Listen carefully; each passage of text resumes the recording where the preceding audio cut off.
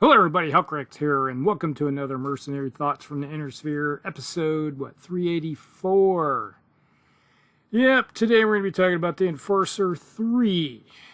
Yep, 50-ton mech that's been upgraded from the standard Succession Wars Enforcer. So now you have an Enforcer with lots of extra stuff on board, which includes, you have Indosteel XL engines. It comes in at a 585 now. So we got increased by 1 pip of movement, and then you have jump jets. It has 12 double heat sinks, so you got all the bells and whistles on board. You got 10 tons of armor, which is half a ton short of maximum. So it's well protected. Even though you do have the XLs, at least when they put XLs on, they decide to increase the speed by a little bit. So now you got a 5.8. So it gets around pretty good. And with the advent of jump jets, yes, you can get around even better. And you're probably going to need it. All right. Weapons-wise. Okay. We have an ER large laser in the left arm and a ER small laser in the left torso. We have an AC-10 Ultra in the right arm. I'm not a big fan. And with 2 tons of ammunition, so it can pump out for about 10 to 15 turns, depending on how you're going to send rounds down range. Are you going to double pump? A lot of it just depends on your firing solution. If you got a higher fire solution, you're going to send 1 round. If you got a low firing solution, probably going to double pump. But still, even if you do hit, it's not guaranteed you're going to get 2 rounds down. And then you got jump jets in the center torso and 2 in the right and left leg each. So, okay, and the surface, not a bad mech. We've used the Enforcer 3 many times in a lot of our different games that we played. It does the job pretty decently. With the increased mobility, yeah, you're able to get around pretty good. But still, a lot of times when I've seen the Enforcer 3 on the board, it still dies pretty quickly when you take out a torso. So that's the one drawback.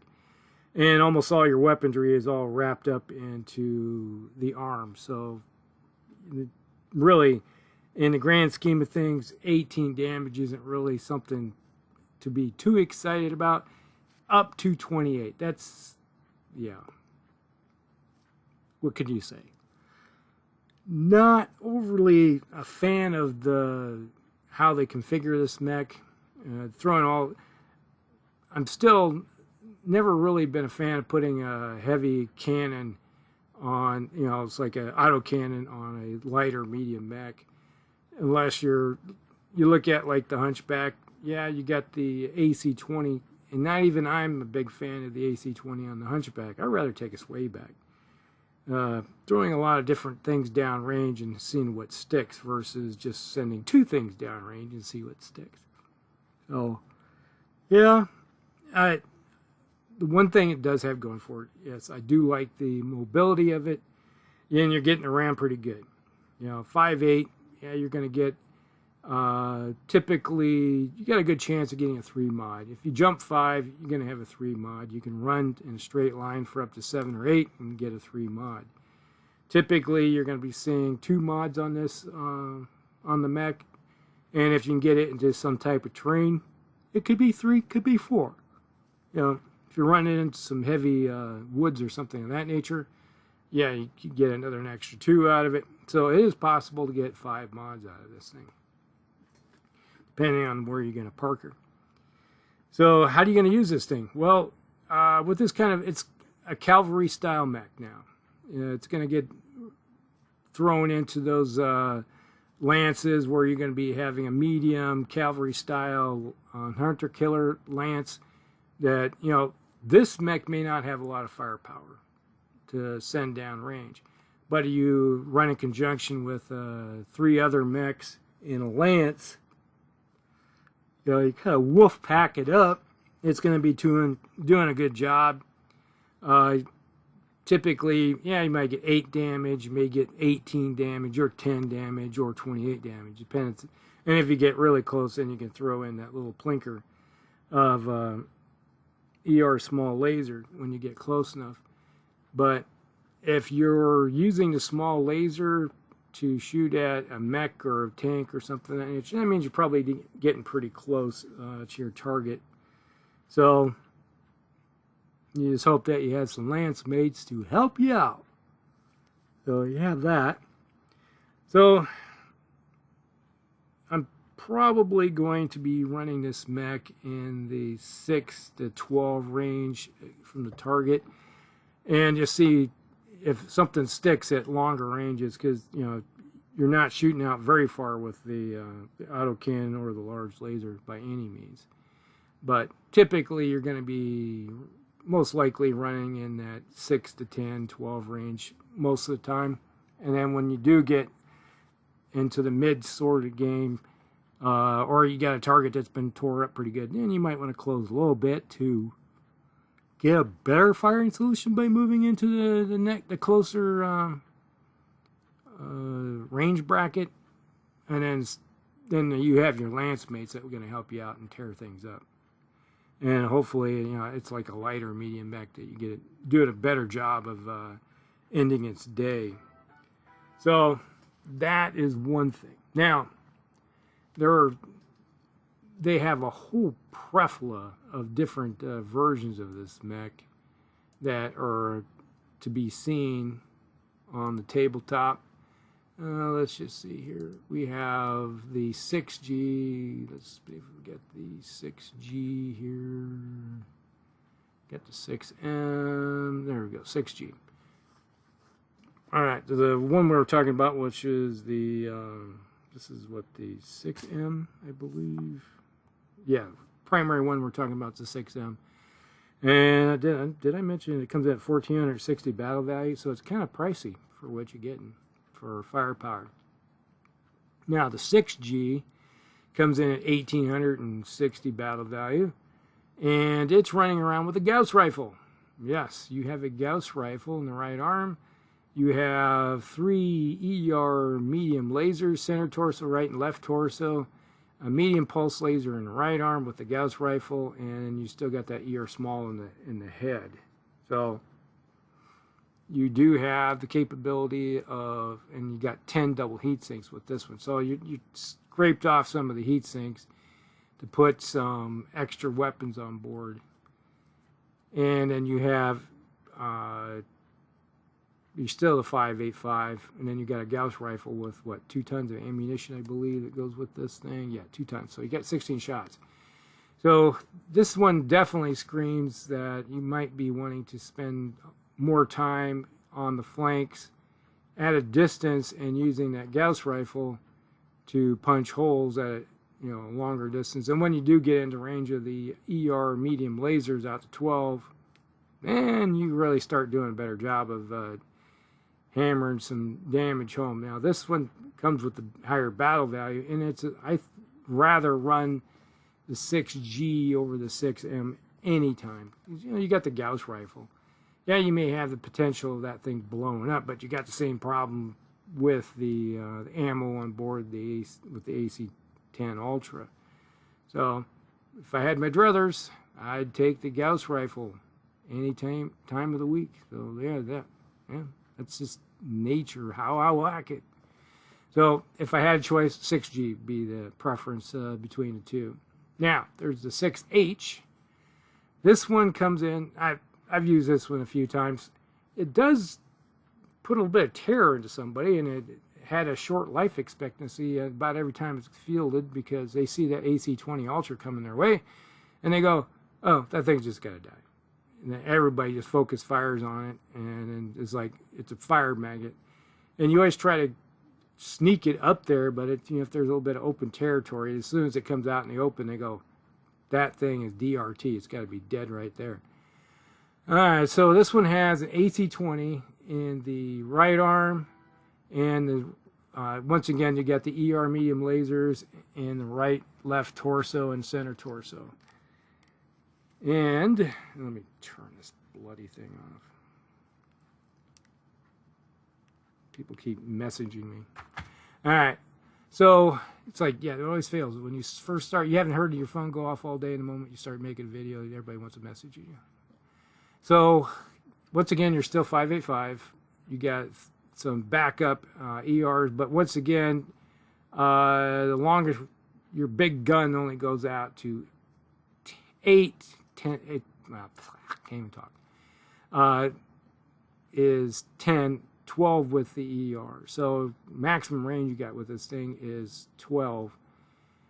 Yes, with the Ultra, you got what, 2 tons?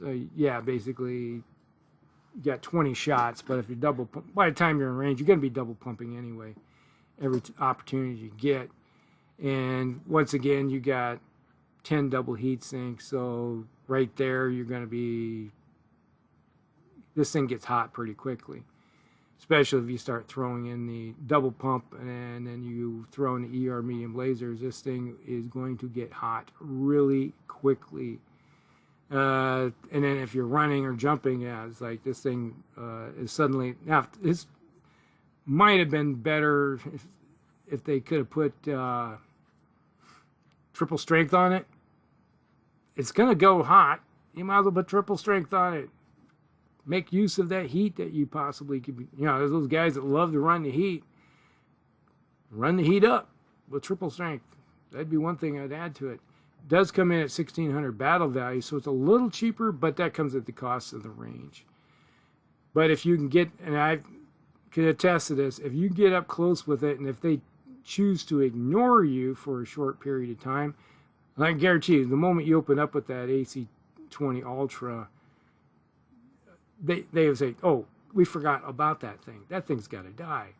So you're going to get a turn off where you will start sending rounds downrange, and if they do connect both of them, they're not going to like you very much, especially if it's a medium mech.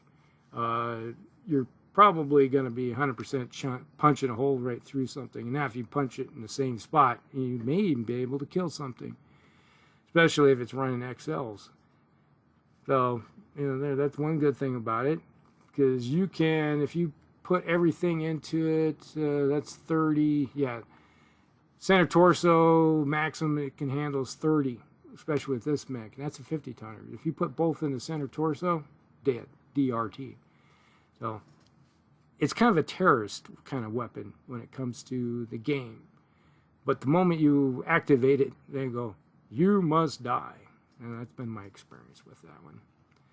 Then we got the 6NAIS, this new Avalon. All right, this one starts working into something I can wrap my liking about. Comes in at 1475 battle value. With it, you get a C3 slave in the head. All right, target computer in the right torso, ER small laser in the left torso, Guardian ECM in the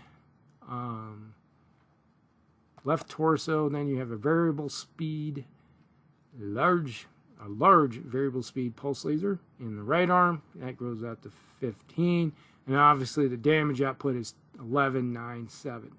So 7 out to the long range, 11 at short range. And then you got a snub nose PPC, which goes out to 15, and that is 1085. So they both have, it's like when you're shooting out to 15, you're obviously going to be about 12 damage if you hit with both of them.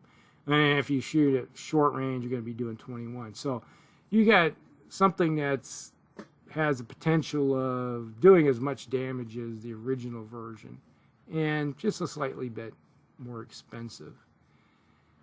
And with a target computer and a decent, like say a 3-gunner in it, your value is probably going to run you up around 15, 16, probably around 16. And you're going to be hitting more often than not, especially with a variable pulse laser and a target computer. And if you're running a slave, somebody might be out in front, so everything, you may be at 14, 15, and somebody's out close, obviously, and they don't have ECM causing problems. You may be shooting at short range, and you may be just dishing the damage out non-stop, just like ka-ching, ka-ching, ka-ching, you know. little bit expensive. This comes in at almost 10 million sea bells, but hey, you know, not everything is cheap, especially when you throw every bell and whistle on board. So there's that. Now, kind of like that one. That one does have some potential with it. Then we have the 6T, 6 Tango. This one has an ER medium laser in the center torso, target computer in the right torso, and then you have a Gauss rifle. And the whole purpose of this one, and it still has 2 tons of ammunition, the whole purpose of this one is just sit out at longer ranges and just kind of snipe away. It's going to be running, it's still a 585, it's got 10 double heat sinks, and you could jump this thing. Now, if you get this thing pilot with jumping jack on board, for the pilot, you could jump this thing and have a 3 mod and then the target computer will offset that. So yeah, you could be shooting out to 22 and doing some good damage with it. Comes in at 1,720 battle value, so it's a little pricey for what you get. The most damage that you're going to be putting out there is 20, but it's 15 and a 5. So there is that going for you. It's kind of nice. Now, the most heat you possibly could do is 11. So this thing is way over sync. They could send you and hit you with a bunch of Inferno rounds. You just kind of look at them and go, so what you gonna do? Hey, I'm still nice and cool in my cockpit. Big deal. They could stand in a force fire and go, I don't care anymore. You know, that type of deal. That's how cool that mech runs. So the only thing that's going to slow it down a bit is if you start throwing it. Even then, you could put jump into with fire and then have a couple engine hits, and it still wouldn't be too bad. You know, put it that way. All right, so that's the, let me see, that's the 6T. I'm not sure, did I get them all here? There's some in the list here too. There's, let's see, the 6MA. This one's during the FedCom War, replaces the AC-10 with a standard AC-10 and drop off. Then they use precision ammunition. This comes in at 1,275 battle value. Now, when you start adding precision ammo, that's good. Okay, then you have the capability of doing some different kind of, like armor piercing, that kind of stuff, depending on what kind of ammo you want to run. I can see that. That could be useful. Let's see, the Dark Age 6R. This one uses a rotary autocannon, AC5 rack 6. So that could be an interesting swap out. So going from a 10 AC10 Ultra to a rack 6, rack 5, rack 6. Cannon will dish out more damage, and you have a good possibility of jamming, but you know, one thing or the other. Then we got the 7C3BS. This one has experimental C3 boosted slave. That's kind of like trying to get the C3I kind of C3 system going. Replace the AC-10 with a heavy PPC. So damage output's a little higher, but you know, you get the minuses, you know, harder to hit with it. So there's that problem. But if you're shooting at using a slave, then obviously you're going to be able to cut the ranges down possibly and work in your favor that way. But you still got, it's a heavy PPC. And then it has an ER medium laser and a medium pulse laser, and then it has the jump jets. And it also carries a target computer, and this one comes in about 1,700 battle value. Then there's the 7D. I don't think we talked to 7D. Now this one has 9.5 tons of light ferrofibrous armor, so making up the difference from the standard slab armor. Let's see, it has armed with an LBX-10 in the right arm, ER PPC in the left arm, so you got some long-range weapon systems going for you with an LBX-10. I read, you know, the LBX-10 is actually not a bad capability. If you're running 2 tons of ammo, you can go solid or you can go shotgun, depending on your target. Then it has small pulse laser for any infantry work. And this one comes in at 1500 battle value. Now, some of the ones that we've ran in the past, let me dig this thing up. Where is it at? Okay, here's the one that we've run, the Enforcer 3 many times. It replaces the AC-10 and your with an ER-PPC, and then you have an ER large laser. So, and then you got 14 double heat sinks to offset that heat problem with those 2 weapons. And then it has 5 ER medium lasers and a C3 slave. So this is one we always ran with our networks. So it's running the same 585 system with the XLs, but with a master someplace in your lance. You can sit there and you do the long-range sniper kind of work with the ER-PPC and the large laser. So typically you're dishing out about 18 from, considered a lot of times you're shooting from short range, even though you may be at the longest range possible. And then if you get in closer to out to 12 and you bring the small ones in to play, then you kick in your ER medium lasers and start dishing it out with that. And if you do jump behind somebody, you got all those ER medium lasers to, start just hammering away. So that comes in, what is that? It's about 1500 battle value that this one pops in at. So that's one we've used many times in our campaigns. It's kind of a standard C3 slave Enforcer 3. So very popular with us. So that's the Enforcer 3. It's kind of a nice little mech to some extent.